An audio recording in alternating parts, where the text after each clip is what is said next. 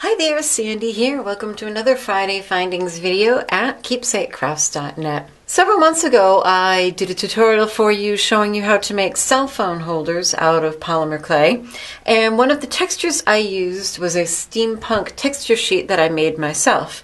Several of you have asked me to show you how I made that, and so I'm going to do that today. So this is the cell phone holder that I made for my husband for Christmas quite a few months back, and he loves it. It just pops in there. Here's the side view. And I made the texture sheet for the cell phone holder myself using a bunch of gears and some molding putty. And several of you asked me recently if I would please make a video showing you how I did this. So the first thing you need are the elements to make your texture. If it's steampunk, then gears, although it doesn't have to just be gears. I've got some watch hands and different kind of mechanical things. And I have them separated into roughly large, medium, and smallish, and you'll see why in a minute. So we'll set those aside for a moment. And then to make our texture, we're going to use this stuff, Amazing Mold Putty. There's a few different brands. Basically, it's just 2 parts, and the different brands all have different colors. It doesn't matter what color they are. But there's 2 parts to the putty, so you mix equal amounts together until you get a uniform color. Now you do kind of want to be all ready, have everything all set before you start mixing. Some of these putties set up very fast, and you do need a few minutes to put together your sheet. So these I'm going to set aside. I'll wash these and save these. These are great for storing beads in. And then I have all of my gears ready to go. I have a tile that I'm going to work on. So what I'm going to do now is mix these 2 parts thoroughly, and then I'm going to roll them through my pasta machine on a number 3 setting. So not the thickest, about the 3rd thickest setting. So here's my sheet of molding putty. And I'm just going to lay that on the tile. And now we'll start with the largest pieces that you have. And I like to put whatever, like this side has a little bit more detail, so I'll put whatever side has more detail face down. Well, that's a little too deep, so you start with your biggest pieces, press them in. And what's great is that these don't have to be metal, they don't have to be able to go in the oven, so you can really use all kinds of things.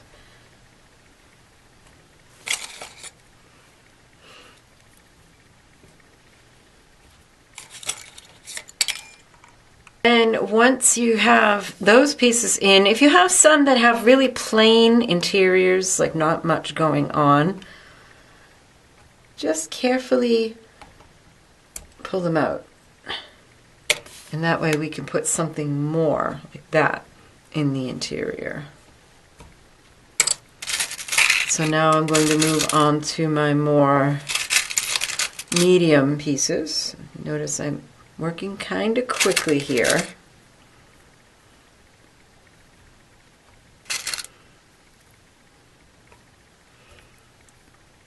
So now you can see why I wanted to start with the large and then fill in with the smaller.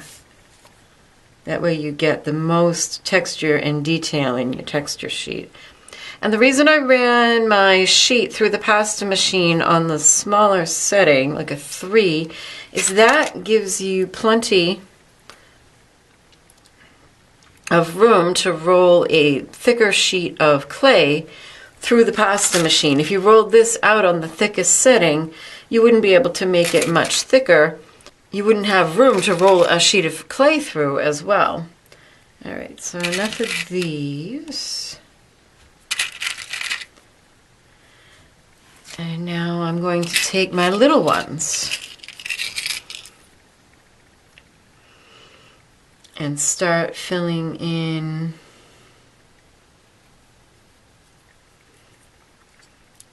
all these interior spaces. And you can overlap them and you get like partial impressions, which is cool. Let's get some of these little ones. And you can also, if you only have a small amount of things, you can make the impression and pull it out. So like I'm going to fill in with bits of this here and there. And that's it. You just keep going until it's firmed up enough that you can't make any more impressions or you run out of materials. And of course, you don't have to just do this for steampunk with gears. You could use dried plants from outside, leaf textures. I keep meaning to make, I forgot about these, like a whole leaf texture sheet. Pretty much the same way, just with leaves gathered from outside.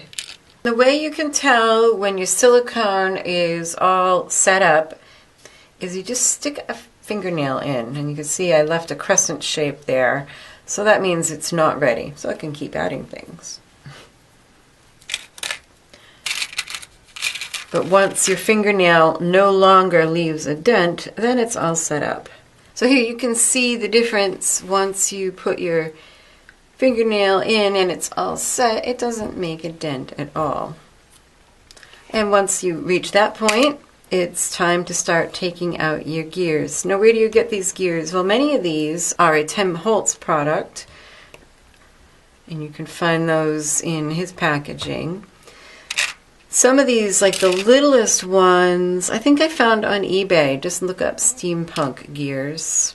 And then there are some, I have friends who repair clocks for a living, and they have bucket loads of extras that they were willing to give me, like these bigger ones. So these are actually from clocks.